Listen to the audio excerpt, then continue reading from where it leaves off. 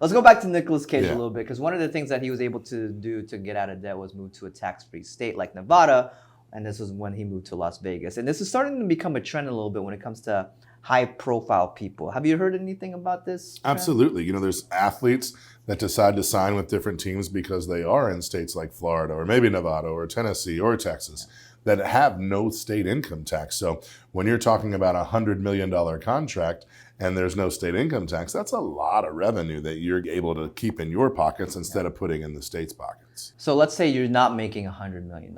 Let's say you're making just like $90,000 a year, right? Does that still benefit you to kind of move to a different state just because they have no income tax? I mean, it could, but I will say it's not nearly as much the bragging rights. Let's talk about Tennessee, for example. There is no state income tax there because it's a high tourism state. That's why they do that.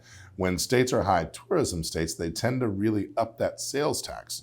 So in Tennessee, Nashville in particular, to where they have, double-digit sales tax, but then they have an additional tax for entertainment things like tobacco or alcohol or whatever it may be. You may have an additional 18 to 19% added on to whatever it is that you're spending.